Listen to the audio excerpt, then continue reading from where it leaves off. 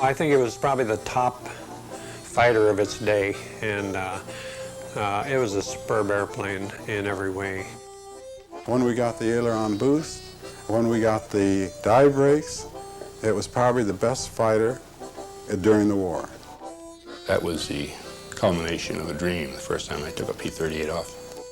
The power of that P-38 to this day still brings chills to me when I think about it. Well, I feel like I owe my survival to the P-38. There were probably few enemy soldiers, seamen, and airmen who did not fear an encounter with a Lockheed P-38 Lightning. Called the fork-tailed devil by the Germans, the P-38's deadly effectiveness was unmatched during World War II. In 1937, the Army Air Corps realized it needed a new fighter specifically designed to intercept high-altitude bombers. Lockheed assigned the project to designer Hal Hibbard and a promising young engineer named Kelly Johnson. Lockheed submitted their proposal and was awarded a contract to build one prototype, designated the XP-38, in June of 1937. The XP-38 flew for the first time on January 27, 1939. Just a few weeks later, the Army Air Corps ordered Lockheed to challenge a cross-country speed record with the new plane. The XP-38 shattered the existing record, but the publicity stunt proved to be very costly. The aircraft was destroyed in a crash landing at the end of the flight. Despite losing the prototype, the Air Corps ordered 13 test aircraft called YP-38s. Before those test models were delivered, the Army ordered an additional 60 fighters, designating them P-38s. While refining the aircraft and preparing it for the assembly line, Lockheed performed nearly 2,000 changes between the first production model, the P-38D, and its successor, the P-38E. As Lockheed's production managers worked frantically to produce more Lightnings, its engineers and test pilots tried to solve the aircraft's aerodynamic problems. My very first test flight for Kelly Johnson was doing what we call a VG diagram. Velocity and gravity, pulling G's. And at these speeds, you just pull in all the way. Just pull it in until the airplane stalls. It was all very sudden. And they're trying to get more G's out of the airplane at these various speeds. The 300-mile-an-hour speed, as I peaked out and the airplane stalled at 300 miles an hour, that's called an accelerated stall, and the G meters would record, it recorded 6 G's, and it stalled, and at the same instant a loud explosion and the canopy blew off right over my head. Well, okay. Anybody lose a canopy going fast, I got to guarantee it's thrilling for the moment. So I came down and reported it to Kelly Johnson. He was there when I came down, and I said, it jettisoned itself. So they immediately redesigned the canopy, and that's the one that you ended up with that hinged back here. Wasn't much of a hinge, but it had pins that went in and then hooks on each front corner, and it survived the war. The most dangerous problem that the engineers and test pilots had to overcome was compressibility.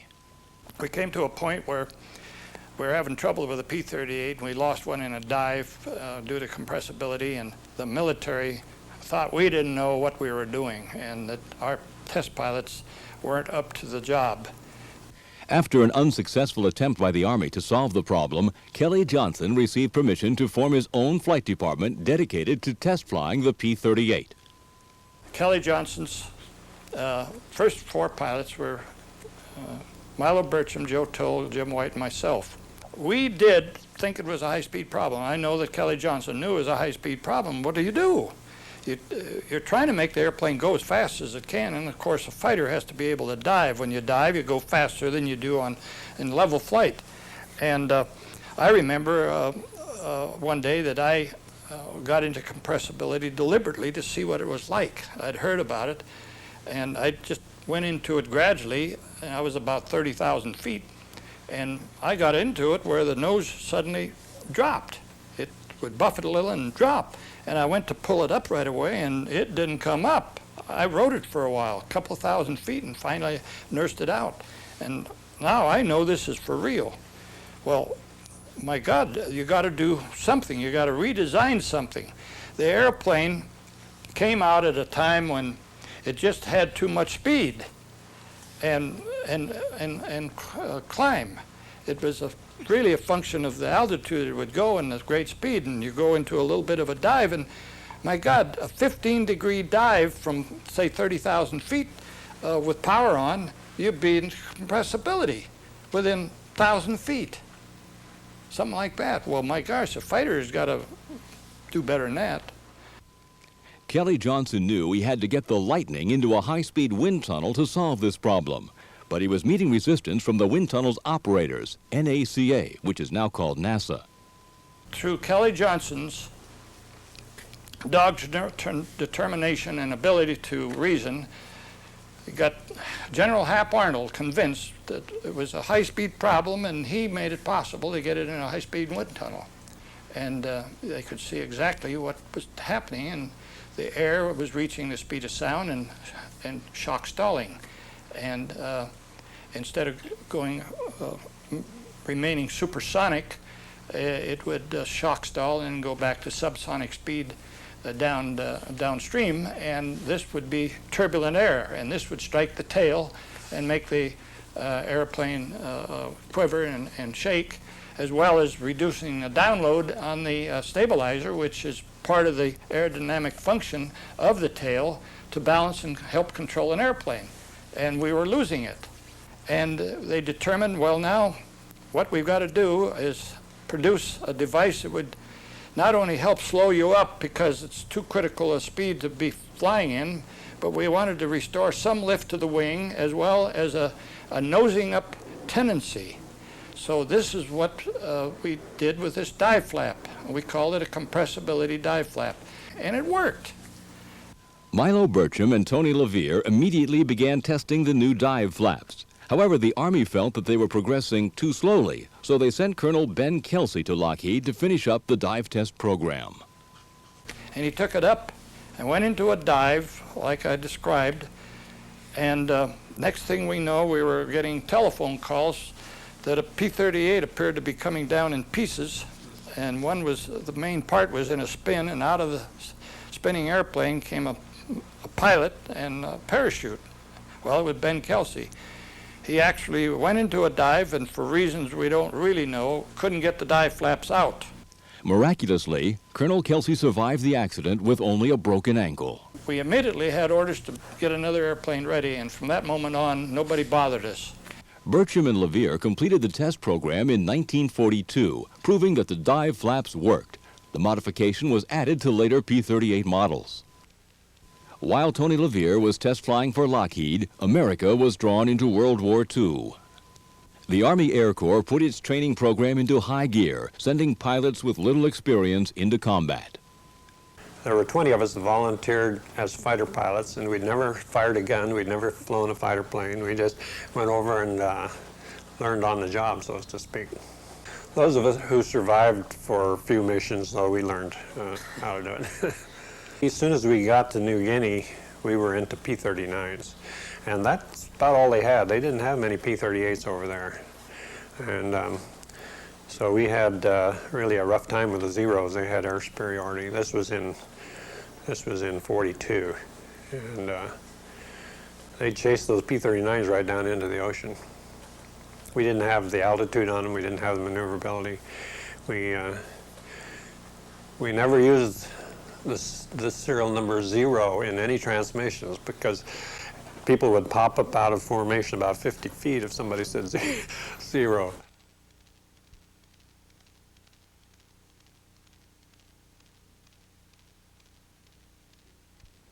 As soon as P-38s became operational, they were quickly pushed into service in a variety of roles as an interceptor, escort fighter, fighter bomber, and ground and shipping strafer. Appropriately, the P-38 shot down its first enemy aircraft while being used as an interceptor. On August 4th, 1942, Lieutenant Ken Ambrose and Lieutenant Stanley Long shot down 2 Japanese bombers that were attacking Atka Island in the Aleutians. But the P-38 pilots and all pilots of the 11th Air Force had an enemy even greater than the Japanese. Weather was the big problem up there for us and for the enemy also. It's the weather factory of the world. On the north side of them, you have the cold, dry winds coming down from Siberia and the northern, very northern latitudes. And on the south side, a thing called the Japanese current comes up along the south side and heads towards Japan. It wasn't warm water, but it was a lot warmer than the rest of the water. And the prevailing winds are from the west. And when these two air masses mix, you have god-awful fogs and storms. It was very difficult to live there and to fly through there. You had to be careful when you got on your airplane in the morning. If it was really cold, you had to be very careful not to touch it with your fingers, because your skin would freeze to it. It was the end of your physical endurance to live up there. You had to take care of yourself. You always carried food in your pocket in case you were stranded someplace. You tried to stay dry, and you did what you were supposed to do. In the Aleutians, misjudging headwinds or running low on fuel could be fatal mistakes. If you were weak in navigation, you didn't make it home. Many pilots were lost without a trace. The first guys that were up there navigated by dead reckoning, and many times you just couldn't find the islands. Basically, we were flying patrol lanes looking for the Japanese subs that were trying to interdict American ships that were delivering Lend-Lease to Russia. 3/4 of the people I went over with didn't come back, and we never saw a Jap plane. We were fighting the weather. We lost a pilot, a very good friend of mine. He was going to be a minister after the war, and he ran out of gas maybe half a mile off the end of the runway. I think it was Lexi Point, and he had to set the airplane down in the water, which he did, but nobody could get to him, and he was sitting on the bottom of the ocean there, and like he was coming into land. And for months after that, every time we flew over, we saw him sitting in that cockpit under 100 feet of water, whatever it was, and it was, you know, we used to wave hello to him.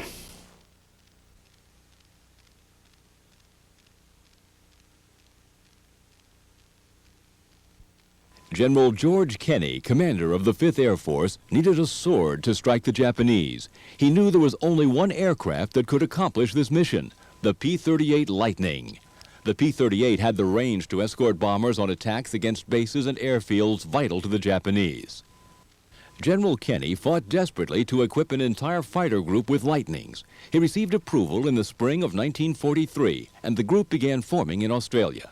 In June and July of '43, they began taking people with experience out of all the other squadrons up there and putting them in this new outfit that was forming down in Amberley Field, Brisbane, near Brisbane. And then they filled it out with young pilots from the States who didn't have any combat experience. And a lot of the ground personnel from the units over there also were very important because they knew combat and they knew what they were doing. So our outfit had a lot of experience before it ever went into its first combat mission. And I must say the young pilots who came from the States were much better trained than we were.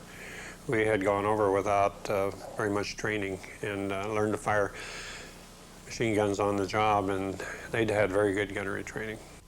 The 475th was going to need that experience. This unit became General MacArthur's vanguard during his drive to take New Guinea and the Philippines.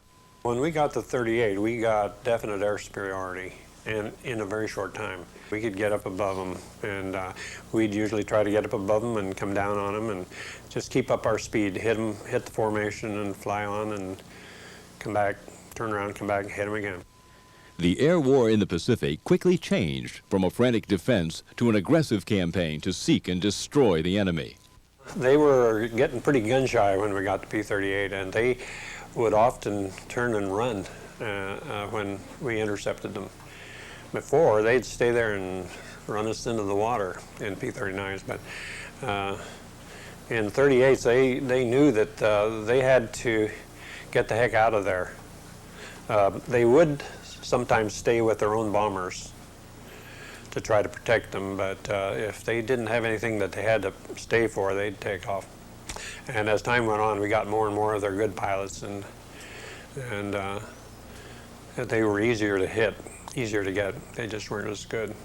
I remember our first mission on Rabaul, which was in October, early October, and we went across on the water real low with the bombers to stay under the radar.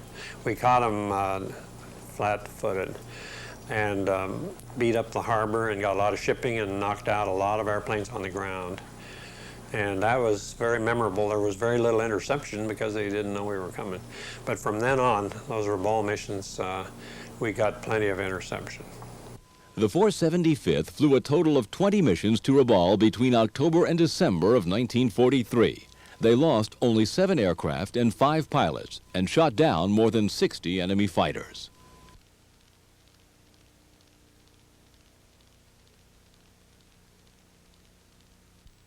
Nowhere was the versatility of the P-38 more evident than during the North African campaign.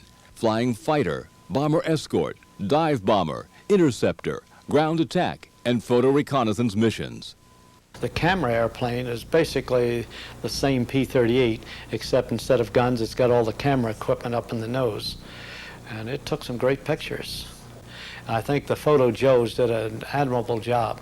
They flew unarmed, and well, I wouldn't have cared for the job, but I have a lot of friends that flew recce airplanes, and outstanding. I have one friend that went over and took the pictures of all the bridges along the River Seine into Paris, and he had a good picture, and that way the commanders knew exactly what laid over the horizon, you know, and they had a good idea of where they needed to direct their power. So many airplanes were specialized to do one mission.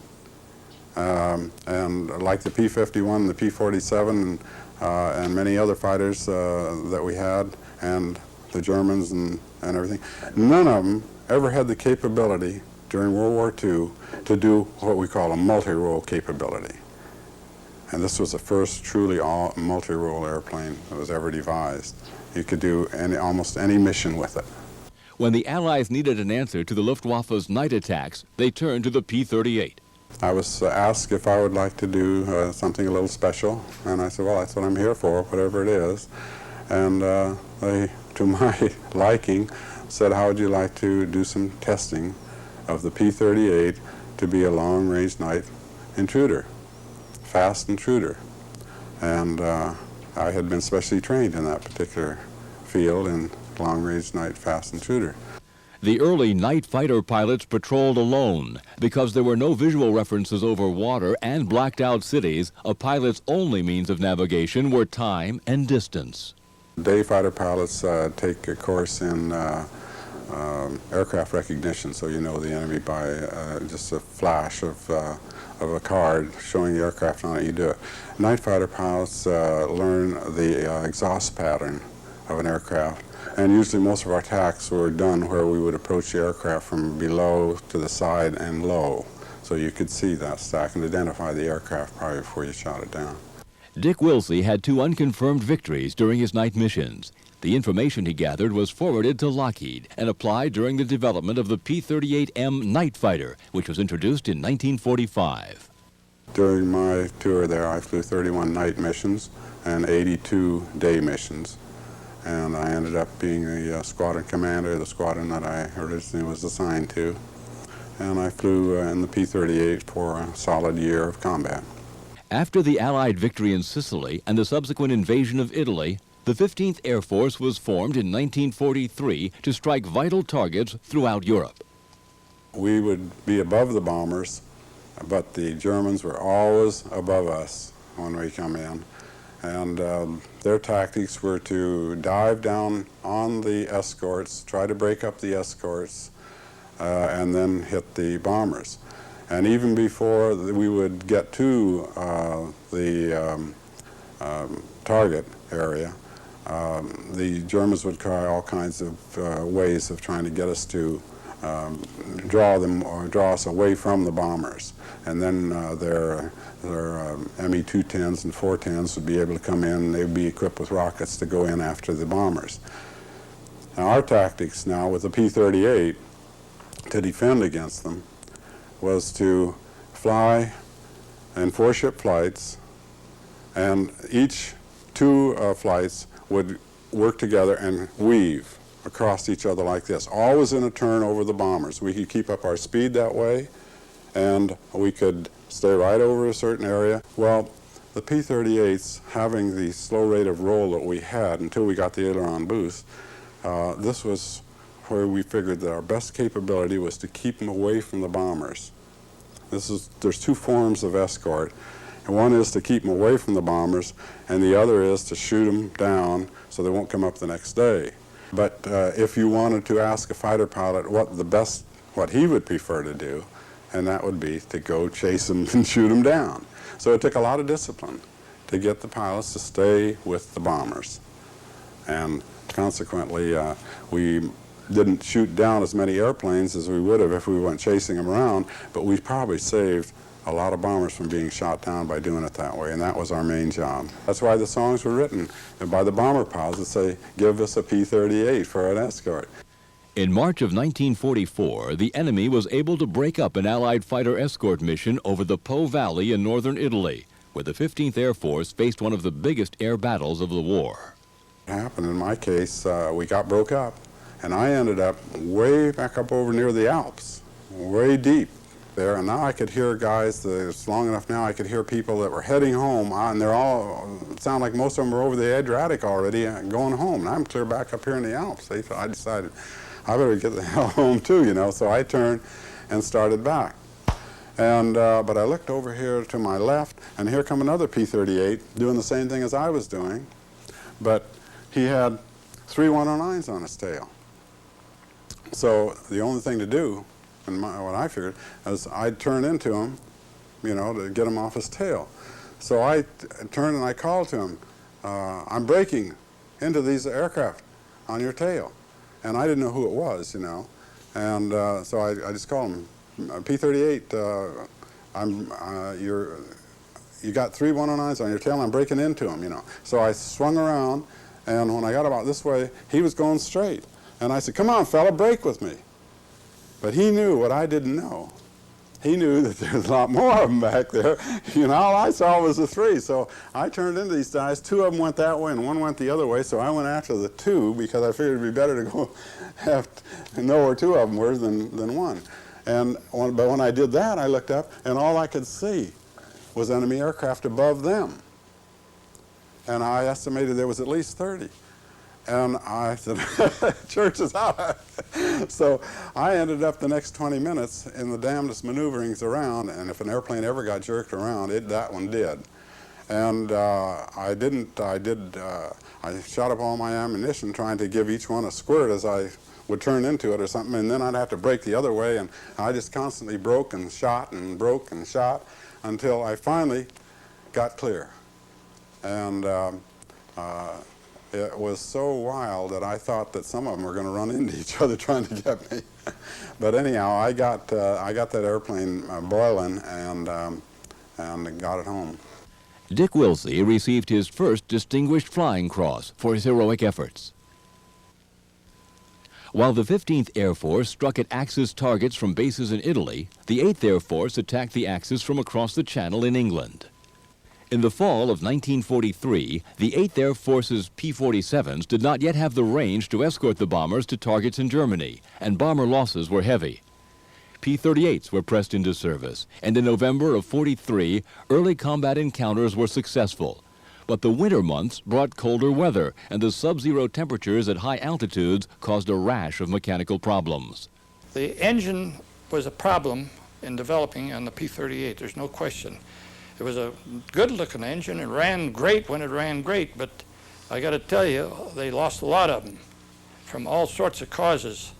Lockheed was determined to correct the engine problems. From the day I joined Kelly Johnson in 1942, and that very first flight that I mentioned, all through the remaining 3 or 4 years that we were testing them, I was probably doing more testing on P-38s than the other pilots.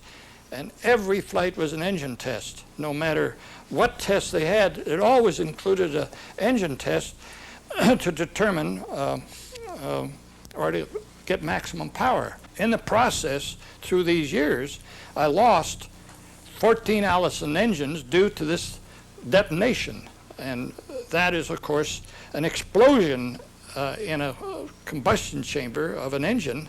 And when a fuel mixture detonates, you got to remember it's like setting off a stick of dynamite. And something's got to give. In December of 1943, Lockheed rushed Lever to Europe in an attempt to find a solution to the engine problem. Lockheed also manufactured 500 modification kits to update all the P-38s in the European theater. The kits included dive flaps and boost ailerons that would greatly enhance the plane's effectiveness. There were 21 modifications, and they called it the Blackjack program. For the card game 21. We were setting up to modify P-38s. Every P-38 over in England was to come to North Ireland, and we'd go in one day and out the fifth or sixth day with all these modifications. They had all the tooling, the jigs, and the whole bit to do this monstrous job. And hopefully that we'd have this engine failure problem licked too. Lockheed set up a base in Northern Ireland to implement the program, but the parts never arrived. So the man in charge of the program from Lockheed, Joe Johnson, went out searching and tracing back on the dispatch of the airplane and the progress and everything. And finally it turned out that the British had accidentally shot the airplane down, coming in thinking it was a German airplane. And they did admit it. And that was the end of that modification program. We never caught up with it. It was a low blow. While in England, Lever was asked to give a lecture about the P-38 to a new fighter group. He explained single-engine operations and the dangers of compressibility. He also gave a dramatic flight demonstration. Soon after, Lever found out how effective his lesson was. A young pilot off maybe 100 feet or so called my name. And he came toward me and he got up close. He said, "I want to shake your hand. You saved my life." And I chuckled and I said, "How did I save your life?" And he told me this story. There was 4 of them up on a training flight. And the lead pilot said, "Let's go home." And he peeled off. And they all peeled off. I suppose they were in a right-hand echelon or whatever. And they all peeled off. And down they went. All the other 3 guys went in. Well, they couldn't figure out why he got out and the other 3 didn't. And he said, "Well, I did what Tony Lever said to do if he got into it." That's exactly what he told me. And they had him down there and to tell the higher command people. Well, now they never told me anything. The next thing I know, they're shipping me off to all these bases to demonstrate and lecture, and I gave all these other bases the same treatment.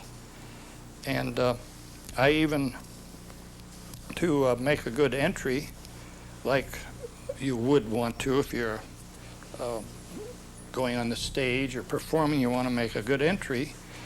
I got to coming in over the field at 20,000 feet straight down in a P-38 and would bring it right down to the deck over the base.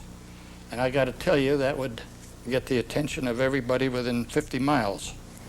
The noise, as you know, the terrible noise of a P-38 going fast. There was nothing quite like it. Lever was called back to the States to begin test flying America's first production jet fighter, the P-80.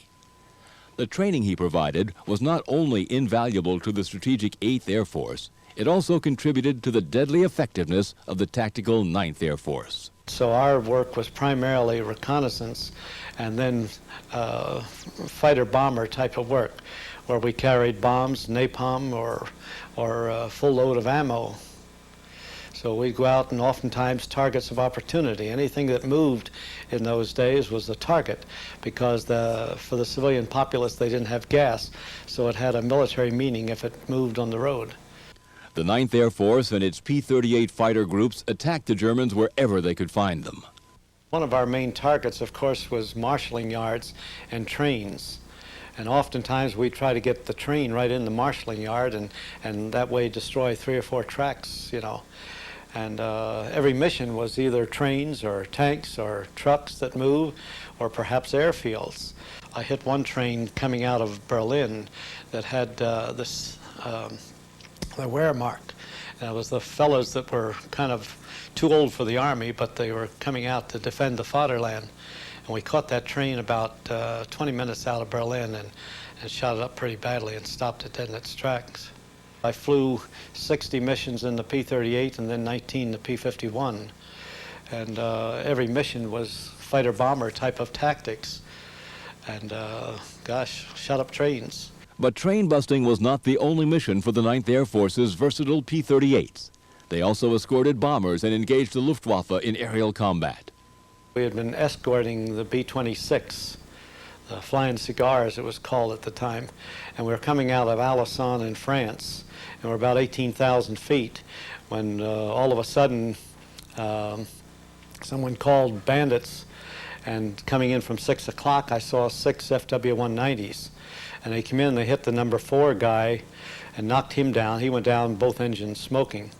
The number 3 guy pulled out, and then a German came by my left wing close enough that I could recognize the guy, and he saddled in behind my flight leader. And by that time I'm getting the gun switches on and the changing the power settings and everything else. So I just slid in behind him, and with about 2 radii lead I was able to hit him pretty well with that great firepower of the P-38. And in doing so, why, the guy bailed out.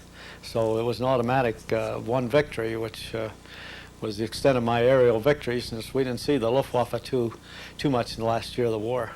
The P-38 pilots of the 9th might not have had to face the Luftwaffe very often, but they continually faced deadly anti-aircraft fire from the ground.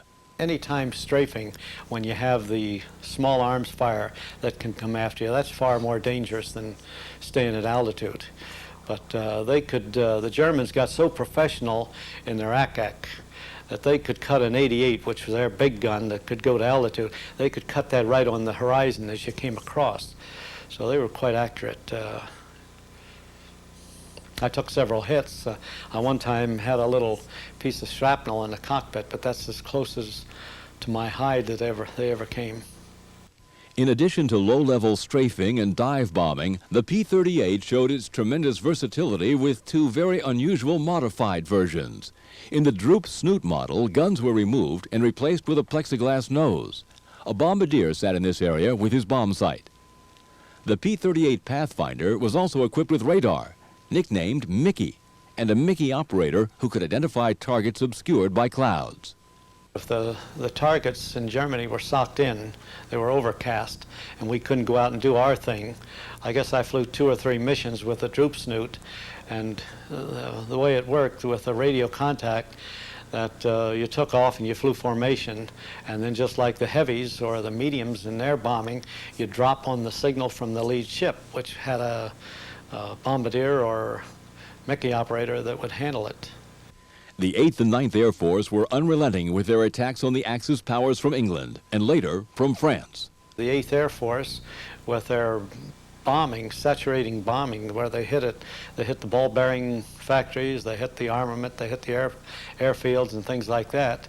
And then that combined with the 9th Air Force going in for the low level, going in for the bombing and strafing and targets of opportunity, I feel that we just overpowered them. And that's exactly what happened. Combined with the 15th and 12th Air Force out of Italy and the Russian Air Force on the Eastern Front, the Luftwaffe was totally destroyed, and with it, Germany's military might. While the war raged, the Army Air Force continued to train thousands of new pilots in the U.S. to fill the ranks overseas. There was a great shortage of pilots at that time, and General Kenny, which was the Chief of Staff of the Air Force in the Southwest Pacific for General MacArthur, sent the word back to Hap Arnold, General Hap Arnold. He says, we need some pilots and we need them now. And I happened to be in RTU up at Hamilton Field in Northern California by San Francisco. And they said, okay, the first half of the alphabet of the groups, A to M, you're going to go here. And I can tell you this, I had about 40 hours in the P-38 in training and I was in combat. But my pal, he got sent over to Italy, and a kid named Malaysia. I really kind of get a little choked up when I think about it, because he went over to Italy, and on probably his second week of missions, he was killed. But he and I, going through training, Malaysia and Madison, we were close friends. So, but I went to the South Pacific, and I was first assigned to the 475th Fighter Group, 5th Air Force, Southwest Pacific, in right around the turn of 43-44. My CO was Major McGuire, Major Tommy B. McGuire, which, as we know, wound up being the second leading ace of World War II with 38 victories. He was just 2 behind Bong, and then McGuire was killed. But you flew with him, I did, and many of the new pilots did, and he liked me for some reason, because the one thing that we were told to do is, when you're there to protect his tail, he's the one that's supposed to be doing the shooting, you're supposed to protect him. If you happen to get some shots, fine, but that's not your primary purpose. Your purpose is to be back there and cover his tail.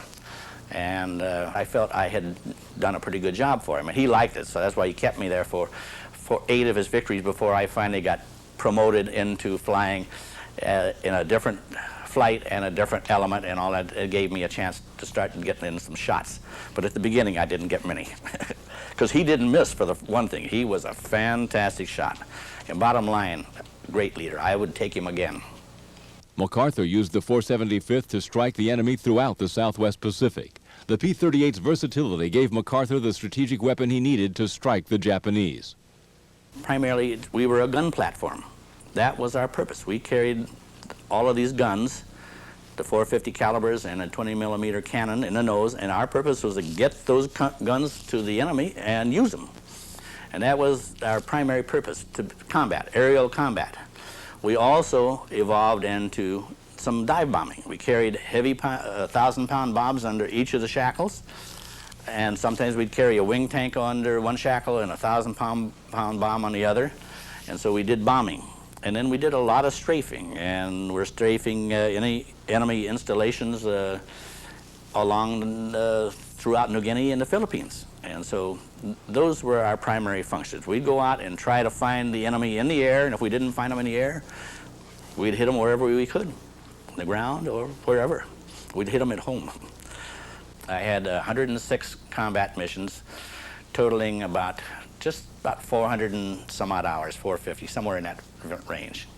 I flew, did my job, and came back, and whatever. It was a very simple life. Madison and the 5th Air Force helped to chase the Japanese from New Guinea and the Philippines. Then they flew strikes on China, French Indochina, and Formosa.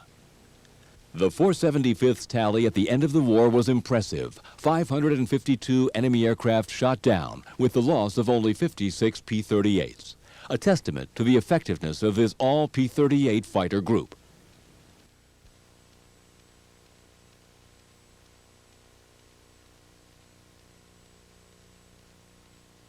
There were many acts of heroism among P-38 pilots in the sky, but there may have been even more heroics on the ground, thanks to the tireless efforts of the crews who maintained the aircraft. Ground personnel often lived under miserable conditions, working around the clock to keep the lightnings in the air. And while pilots would complete a tour of duty and return to the States, there was no rotation home for ground crews. Some who enlisted at the beginning of the war were not sent home until its end. I'll doff my cap to the guy that maintained my airplane every day, any day in the week. I had a tremendous regard for him, because my life was on the line, and he maintained that airplane.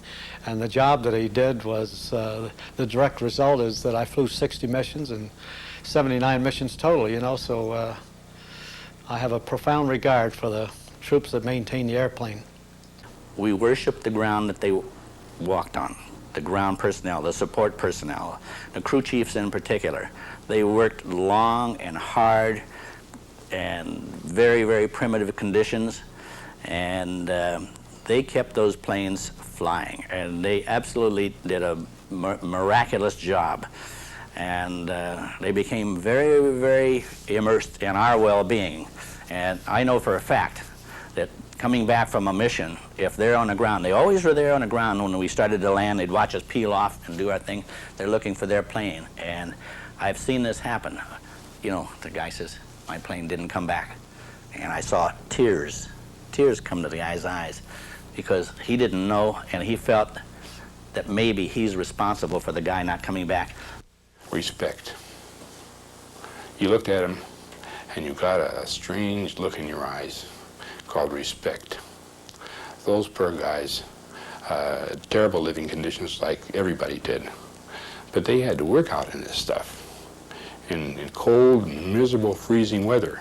They had to repair airplanes, they had to arm it, and they'd work all night long, getting planes ready for a mission in the morning, and then all of a sudden something would happen and they'd have to change all the plugs in the airplane, and they had a tough time.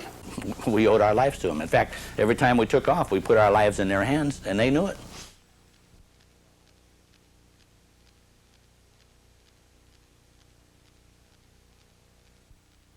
I'd like to describe some of the features, the outstanding features of this airplane, and we'll start with the nose, which was the devastating part of this airplane to its enemy, the fantastic concentrated firepower.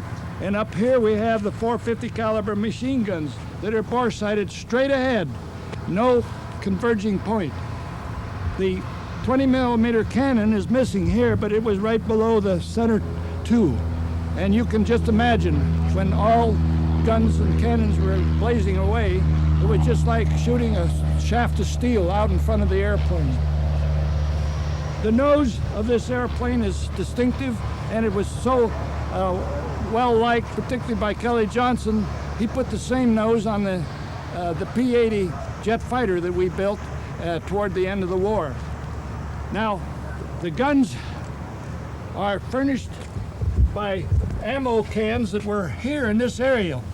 This had a large armament door, one on each side. This particular airplane does not have one, but this whole side would open up, and the armament containers, the ammunition containers, slid in from each side, and was designed so that you could have these containers serviced and ready to go, and an airplane could come down and open this up. Out goes the empty cans, in goes the full cans, feed the ammo chain into the guns, and the airplane could make a quick departure for further combat. It was one of the very first airplanes to have a tricycle gear, and I recall seeing the engineering work that they did to develop this. Shimming on an airplane is one of the worst things that can happen, and can almost tear the structure apart in the nose of the airplane usually, and not to mention tearing the gear loose. I've had shimmy, and it's fierce. You don't want it. And this is all the shimmy damping mechanism here. This is the little hydraulic container, and each of these will keep it from shimmying. One of the great features of the P-38 was the power plants. The Allison engine, a V12 cylinder, 1,710 cubic inch, with a capability of producing 1,700 or more horsepower. When we first started flying the P-38, we were just barely getting 1,100 horsepower. Part of my job at Lockheed as a test pilot was to test the engines at greater power. And pretty near every flight that I made, regardless of what we were testing beside the engine, was to climb, take off and climb full power, and then full speed, full power at whatever altitude, 30, 35,000. One of the things we were trying to do from the very beginning is to work the horsepower up. With a start of only 1,100 horsepower when I first started to fly it, we wanted to, of course, get it up to at least 1,700 horsepower, because reciprocating engines should be, if they're designed right, be able to get 1 horsepower per cubic inch, and that's about the way it's run today. Now, of course, why do we want more horsepower? We need horsepower to increase the capability of the airplane to take off with greater weight and climb at greater speeds, as well as going faster in level flight. And it goes without saying, you need it for a fighter airplane. We worked the power up, and this particular model, which is the L, the latest and last model of the fighter version, And we did get it up to 1,700 horsepower, but we did it with a new intercooler to cool the air that came from the turbine supercharger, which made it possible to go up to these great heights. We did that by taking air in here to cool the air going into the engine. And of course, we know an engine, or an internal combustion engine, likes cold air. You don't like hot air. Same for jet airplanes. The colder the air, the more the power. Here we have the opening for cooling the oil. Each engine had 2 oil coolers, one on each side. One of the most important things about a fighter airplane, or for that matter any airplane, is having a good rate of climb. This airplane was outstanding and probably would outclimb any airplane of that period, even friend or foe. Now, of course, one of the most important parts of the engine was the turbine supercharger. And the P-38 was, I believe, one of the very first mass-produced airplanes in this country to use the turbine supercharger. We had done early work prior to the P-38 with the turbine supercharger, and it does wonders for an engine. It takes an engine, for instance, like this, where it has a rated horsepower, usually up to, without supercharging, up to maybe 10,000 feet, depending on the gear ratio of the engine blower. With this, we can make an engine believe that it's at sea level as high as 35,000 feet. Now we're at the point of the aileron of this airplane, and I think it's important to tell you that when we first started to fly this airplane, it had just straight control mechanism to the pilot with a control wheel. And they were extremely heavy, like driving a truck if in comparison. And I remember being sent out on test flights to measure the rate of roll of the airplane, where you'd see an airplane roll violently to the right or left. And a fighter must have good control and rapid roll. That's one of the most important things in order to maneuver in combat. And I used to go up and do these damn rate of roll tests to the point where when I would, at a certain high speed, like 350 miles an hour, I would crank the wheel over as hard as I could to measure the rate of the roll. And I used to throw my right shoulder out of place. I did it at least twice. And it's ruined this shoulder where I can't even throw a baseball. One day I complained to Kelly Johnson, and I told him that this rate of roll business you're making me do is ruining me. And he thought a while and he said, by George, we'll do something about it. We had already designed the first practical powered boost controls for our Constellation. So he said, hell, we'll design one for this airplane, and he did. And the actuators were right up in here, in this area that you see blocked off.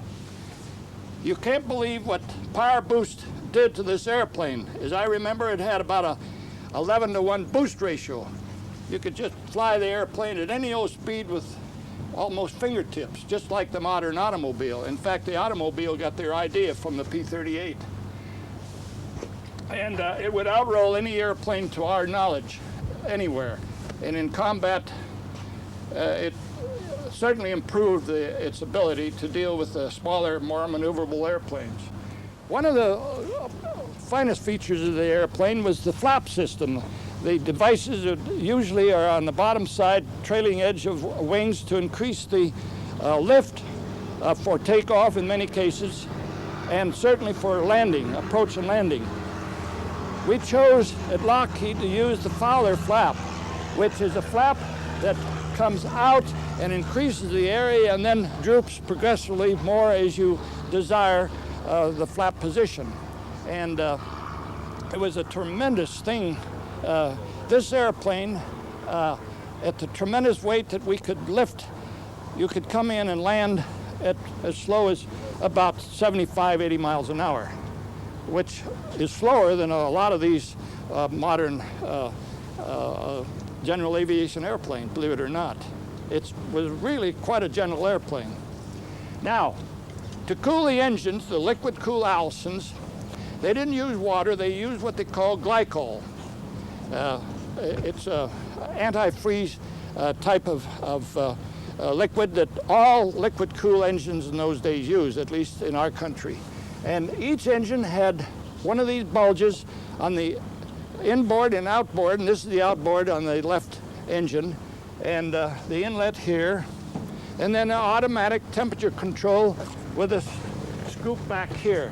When you'd first start up, this would be closed, and as soon as the engine started to warm up, this would automatically start out, and if it was an extremely hot day, it would be all the way out, and of course the wind from the propeller would do a good job of cooling. We didn't really have any problems on ground cooling, to my knowledge, except maybe in the very hot desert regions of the world. Now we're at the tail end of this airplane, and one of the most important parts to an airplane. That is, providing it has enough fin and rudder and stabilizer and elevator. And one of the great features of the P-38 was the twin tail, the twin fin and rudder, which gave it enormous controllability down to very low speeds and made it possible to fly this airplane and handle engine failures on takeoff.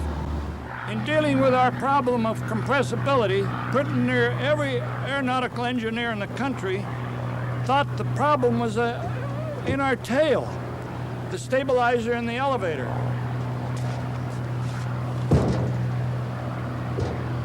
That's the full travel of the elevator, nose down like I have it now, and nose up here. Now, when we go into this dive and reach compressibility, what was happening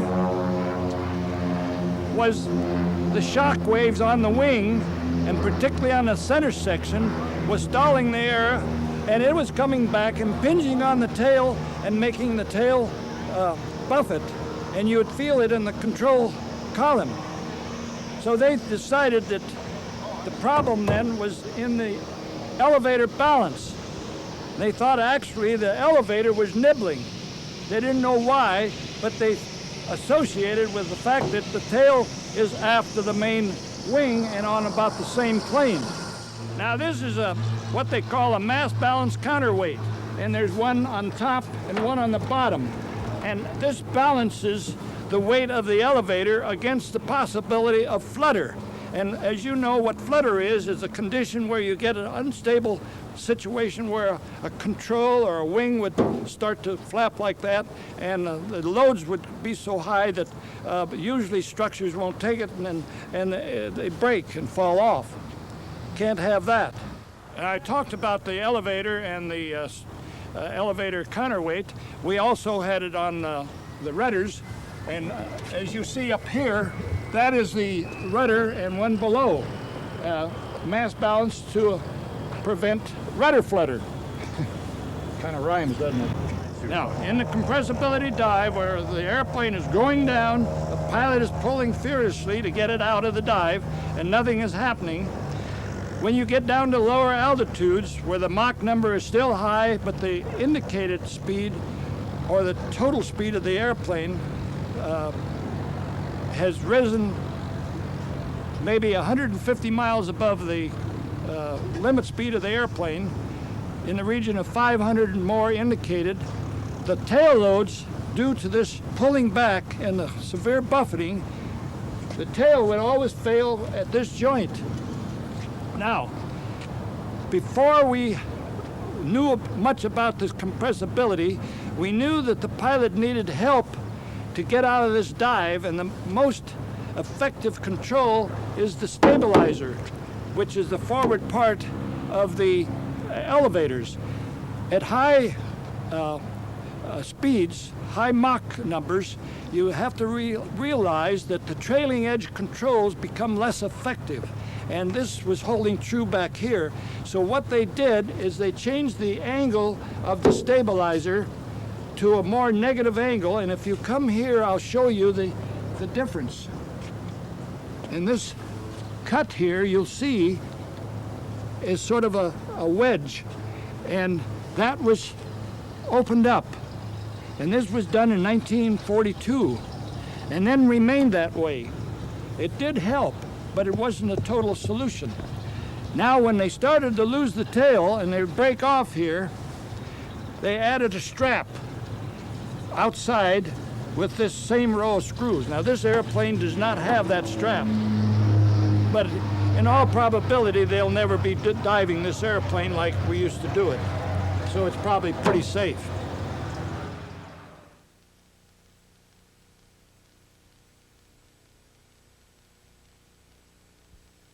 The concentrated firepower of having 4 50 caliber machine guns and a 20 millimeter right in the nose, and just being able to concentrate that fire, you know, on a target was just, well, it was devastating. It was just remarkable what it could do. You had almost a stream of lead sticking out in front of your airplane.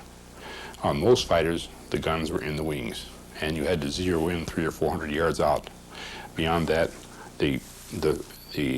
your ammunition would spread. But anything you shot at with a P-38, providing you were flying it properly, you just about destroyed. We like that firepower. A cone of fire coming right out of there with a 120 millimeter cannon that when it hit the object you were firing at, it exploded on contact, and you could see it hit. The 450 calibers were armor-piercing incendiary. They hit and they would go right through armor plate like a welded torch. A welding torch would cut a hole in it, just right through, and it looked like a clean round hole right through armor plating. We could fire those 450 calibers and that 20 millimeter, and there could be a freight train out there or the engine or something. I could hit that, and that engine would just demolish. It would almost turn to dust. Man, when you fired those guns, if you could aim it at all, it was like shooting fish in a rain barrel. They found out that it's not fun to make a head-on pass at a P-38.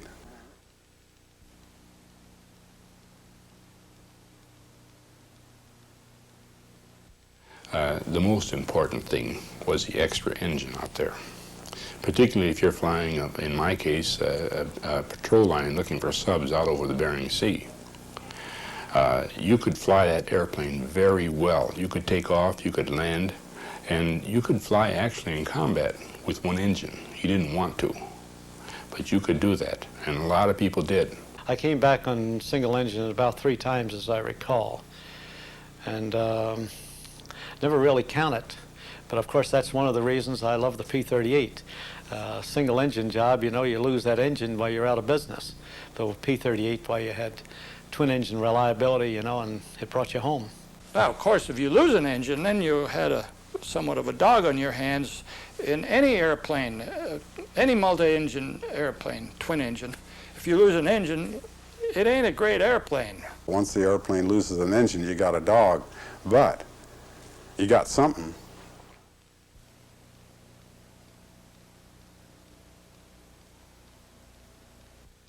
As you know, it had counter-rotating props in the planes that we flew, and it was very, very easy to fly. We liked the fact that you didn't have to fight torque when you were taking off and when you changed speeds.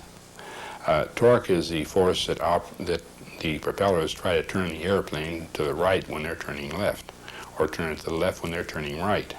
We had counter-rotating props, and they canceled out the torque from each other. So that was a problem. We never had to worry about. The single-engine pilots always did flying high-powered airplanes. Those 2 engines were, you could trim them up and you had no torque and you could just go along there with very little effort. We did a lot of 1,000-mile round trips, and in most airplanes you'd really be tired by the time you did 1,000 miles over, 500 miles over and 500 miles back.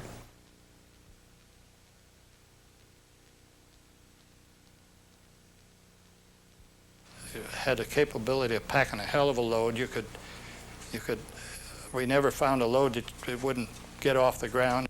That ability allowed the P-38 to carry 2 external fuel tanks, significantly increasing its range. At the end of the war, in my squadron out in Attu, we were getting ready to accompany our bombers to Japan, northern Japan. We never were able to do that before because we didn't have the range, but the P-38Ls with the belly tanks had that range. It had a terrific range if you knew how to operate it. And when I went to England, I took a booklet over there to show how to get the most range out of your airplane by proper manipulation of the engine, low RPM and higher boost. It's like overdriving an automobile, same idea. And Lindbergh went to the Pacific, and he got involved in that with the boys flying the P-38s over there, and he showed them the same thing. When Charles Lindbergh came over there, we all know that historically he showed the world how to get maximum range out of an airplane engine. So he came over to the Southwest Pacific, and he saw what we were doing, and he tested and all. He flew with Colonel McDonald and some of the other guys and said, here's what we should do. And he showed us. We'd go out on missions, and we came back, and we'd have maybe 40 or 50 gallons left. He'd have 200, far enough excess of what we had. What did he do? He showed us how to get really good range. We increased our range till later in the war.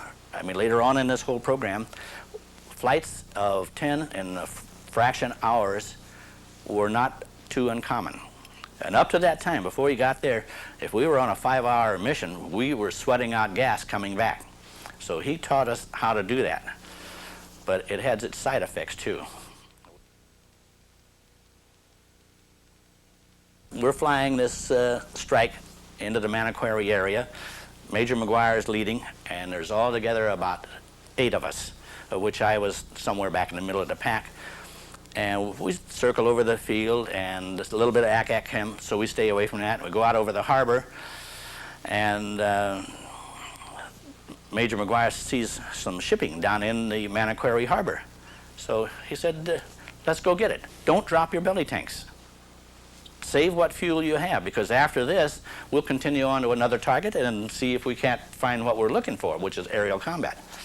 So we start strafing these Japanese freighters down in the harbor. And we're still conscious of fuel economy. We didn't change our RPM back to what we should have, which is like 2,300 or more. That'll give you better lift for pullout. Don't forget, I'm a rather new pilot, you know, in the whole scheme of things. And so I'm diving on this ship, following the leaders up ahead of me, and I'm getting hits right on the bridge of the ship, and it's just a very thrilling thing. You could see the shells impacting on that, and I'm hitting there, and I start to pull up at the last minute. And I didn't have enough recovery with the RPM there at 1,600. I mushed in and hit the mast of the ship. And that mast was, you know, about this big. I hit this with the lower part of the right engine propellers. And the first thing I did is it turned me upside down, flying away from the ship.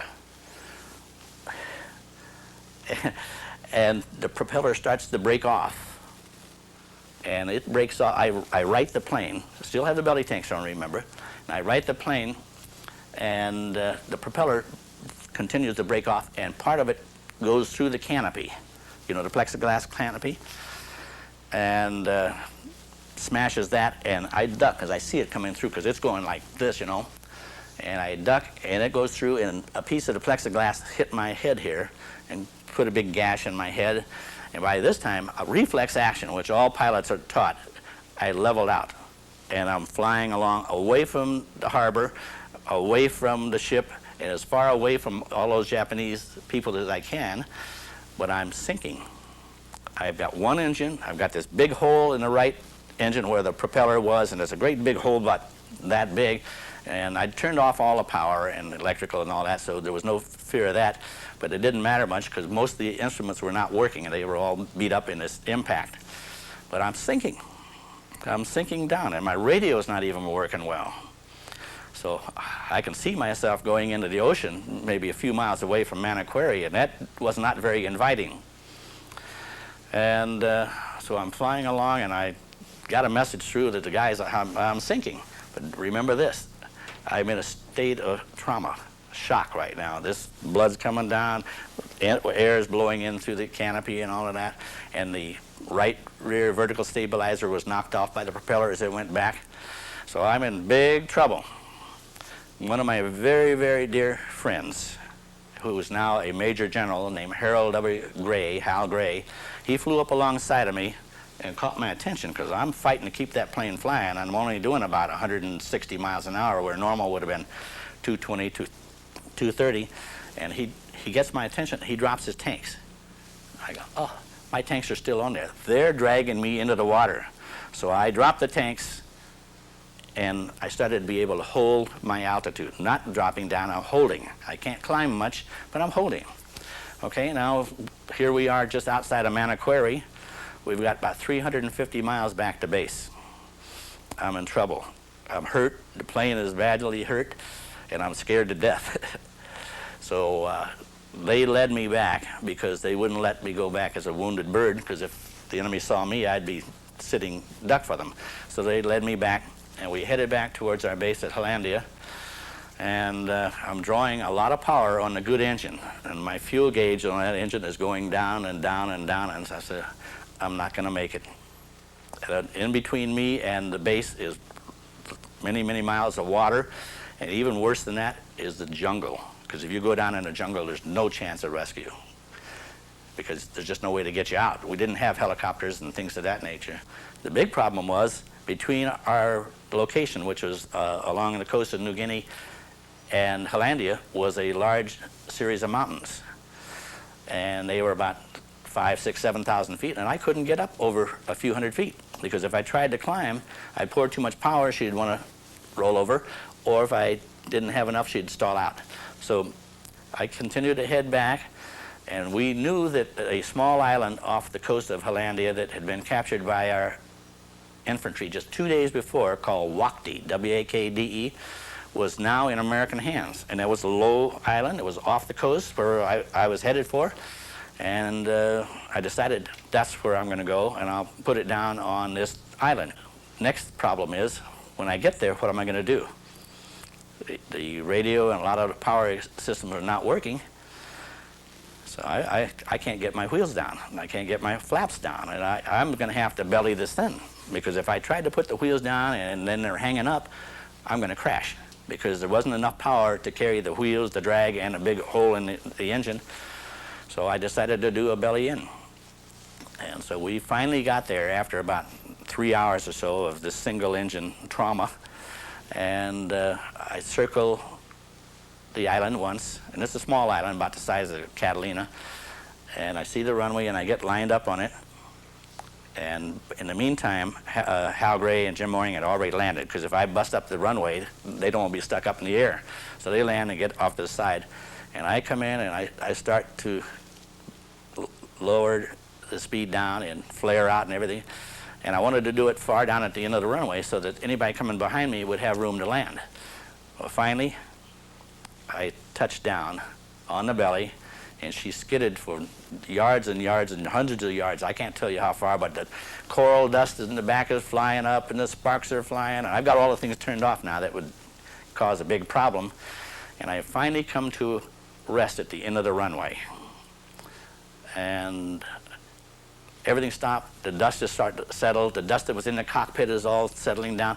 And I'm sitting there, and frankly, an extreme state of confusion. But we were taught one thing: when you land, the first thing you do when you land, you pull out the Form 5 down here, and you fill out that, and you say, mission so-and-so, and et cetera, what's wrong with the airplane? And I'm sitting there. All of this is in a matter of a few seconds, you know, I'm sitting there, maybe half a minute or a minute. And Hal Gray and Jim Moring, who had already landed, they came running out, and I'm sitting there and said, get out of the plane, it's going to blow up. Catch fire and blow up. So I dropped the Form 5, I crawled out of the cockpit onto the wing and dropped down, and that's the end of the story. One mission that stands out in my memory very vividly is the mission where we were sent out to hit targets of opportunity, and we caught this train halfway in, halfway out of the tunnel. And our job at that time was to skip bomb, to take 500-pound bombs and take it down and hit the train, and then the idea was conceived that if we could hit the tunnel and knock the tunnel down, we'd do double damage. Well, as we were making the pass and coming in for the run, I suddenly had a tremendous jolt. And my first reaction was that flak had hit me.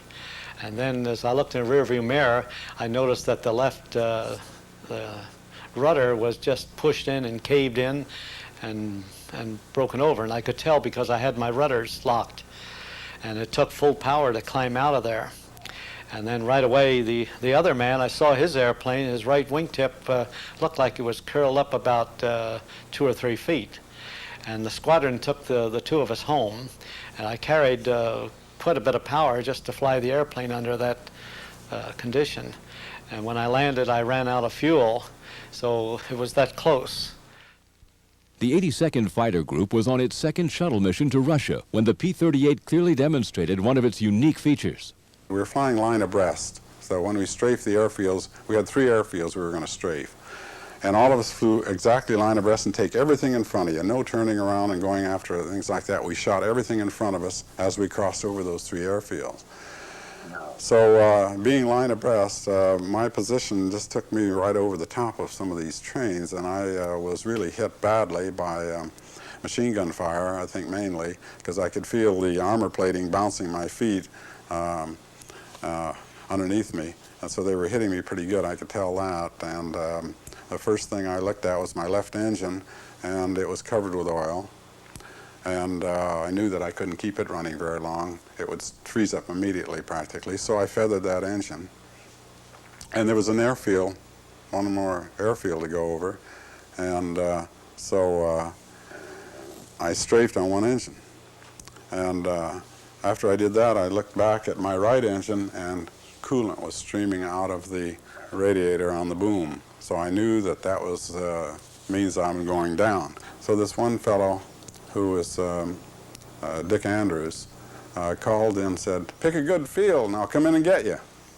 Well, that's almost unheard of, you know. I mean, and at this time it did seem a little bit ridiculous, and I was so busy I really didn't have time to answer him. And of course I was going to pick as best a field I could. So I had to pull up, though, to take a look around, and when I did, I got hit again in the cockpit. And I hit there, and it came in, and I got a nice big gouge in the head from flak. And so I started bleeding pretty bad. But I did spot a field that I wanted to, and I was a tiny bit high, and I had to get it down. So I kicked that airplane sideways and slid it down and straightened it out just before I touched down and got on the ground pretty nicely. Consequently, the problem was now that I was in probably the most highly defended area in Europe with Germans and trucks all around shooting at us. 6 109s tried to come in and shoot us while we were on the ground. The other guys were strafing the trucks, and a Lieutenant Pape shot one of the 109s down, which crashed in the field that we were in. And it was all hell breaking loose. Now I'm on the ground and I can hear all this going on. I mean, you can hear the air engines roaring, the guns shooting, you know, and it just seems like amazing. And so I jumped out of the airplane and started off to run off the wingtip when I looked up and saw this airplane coming in for a landing. I said, by God, he meant it, you know. And so I just settled down to keep him low as I could and watched him for a second, you know, to see, oh, God, he is coming in, you know. So I turned around and started running towards where he was going to end up. And he attempted to turn around and start the taxi, but one fellow told him, "Hey, he's coming to you. Why don't you stay right there," you know. And how he got the thing on the ground without losing the nose gear is remarkable. And so anyhow, when I got there, I was bleeding quite a bit, but I was the most senior pilot in the group at that time. So as far as the number of missions flown and so on. So, and he was just new. So he said, "You fly." He helped me up. He threw out his chute, you know, and everything before I got there. And so I didn't argue. I jumped in, and he got on my back. And what we had to do was get the canopy down and get the sides, windows rolled up. And we did it like clockwork. It just worked smooth as could be. And he did have to put his right leg over my shoulder and the left leg down by the landing gear handle on the right. And so I started to make this takeoff, and I put the flaps in a best position I knew for getting the aircraft off the ground. And fortunately, like I say, he was out of ammunition, so the nose was light. But then there was still dogfights going on, and all the activity was going on, and we're flying at low altitude. Apparently, we got separated somehow from everybody. And but by this time, almost everybody was on their own, you know, and because of the fighting that was going on. And so we set out for course, and I told Dick, I said, you watch ground. If you see the ground rising, let me know and I'll pull it up. But I'm just going to sit here, because I was so far forward and so low down in the darn seat that I could just lean my head like this against the rubber top of the cowling of the instrument panel, and I just fly instruments because I was comfortable flying instruments. And so that's the way we flew all the way back. We hit the river, and we were the first ones to land at Poltava. That was probably one of the most spectacular things that ever happened to me, and this fellow is about the most courageous fellow I ever saw, because, you know, it takes a lot of guts to do something like that. You can do all kinds of heroic things when you're trying to save your own self, but when you go after and save somebody else and put your life at risk like that, that's something else again. But I might add one thing, though, and people ask me, what's one of the best things you liked about the P-38? And I said, and everybody has all these other points, but nobody ever realizes that the landing gear was the best thing. It had the capability of landing in a plowed field and not on a fixed runway and taking off without collapsing your gear.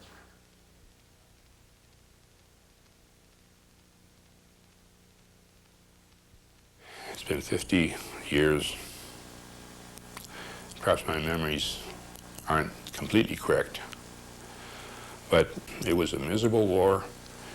Eventually it was called a 1,000-mile war, and today very few people ever heard of the Aleutian Island, of Cold Harbor, of Cold Bay, of Attu, of Kiska, of Shemya, of Agatu, of Umnak, and the many other places up there where a lot of people fought under terrible conditions for something that at that time nobody who was fighting for the place had any idea of why we were there, why they were there, except that there were these Japs, if you use the expression, on American soil. I hope that someday somebody will remember this God-forsaken place and the people just like them that were sent there and suffered and died for a thing called the Aleutian Campaign. Well, trained as a fighter pilot, you don't believe that anything can top you. You feel like you're really a tiger, and it's the training that you were given. And when they give you a good airplane, which is the Cadillac of World War II, was the P-38, and to be able to go fly that airplane, why, I was 20 years old, 21 years old, and I enjoyed what I was doing. I liked the job. And the old cliche of kill or be killed, you know, was certainly in your mind. So if you got the guy first, then he didn't would draw a bead on you. Here I was, a 23-year-old kid, and when I became, and when you're a squadron commander, you lead the group, and of 3 squadrons on these big missions. And sometimes here's this 23-year-old kid up there leading 72 P-38s. And one thing that was interesting about it is that in the 82nd Fighter Group, the spinner on the P-38, which is quite large, and the very nose right where the guns come out were painted red. And when you're leading a group of 72 airplanes that are all flying behind you, and you look back to the right, and all you see is a lot of red dots coming along after you, a multitude of them, and on this side over here, another big, large bunch of them, you feel like you're pretty strong. You feel like you're really not scared of anything, and you say, well, okay, where's the enemy? Let's go get him, man. My main concern was that I valued my pilots better than I did a big score. And I have smoked a lot of them up and never followed them down. In order to get credit, you know, you had to get a good gun camera picture of them going in on fire or, you know, crashing. And I never would do that. Some guys would follow them right to the ground, blasting away. I just never did that. I lost one wingman and never got a bullet hole in my airplane. and flew over 150 combat missions. But I just didn't take chances. I was maybe overly cautious, I don't know. I was seeing my shots hit this airplane in the cockpit. So I was convinced right away that I've killed him. And it started down in a tight, spirally type dive. And so I just swung by, and my thoughts were, I hope he bails out. You know, I'm not a killer. But, I guess if you fly in combat long enough, why, you get the killer instinct. But at that time, I didn't have it. And I wanted that guy to bail out. I think, frankly, I agree with Colonel McDonnell that if the planes were interchanged between the Zeros and P-38s, the Americans still would have won, because there's something about an American that is unbeatable. And I think the basic difference in the entire war was one word: freedom. We were and are a free people. But losing friends, you know, was just a hard part. It's brought the world into reality for you. It's not just a game. This is kill or be killed, and it's a war, so it's a very sobering experience. You didn't dwell on what happened, and even though you lost dear friends, you didn't dwell on that. You just didn't permit yourself to do things like that. It just, you know, it's the way people lose their effectiveness. They lose their drive. As a young person, it was a big adventure. There were a lot of hardships and a lot of bad things about it, but as I remember it, all those hardships kind of dim into the past. What I remember most is the companionship, great guys I met, the adventure of combat flying.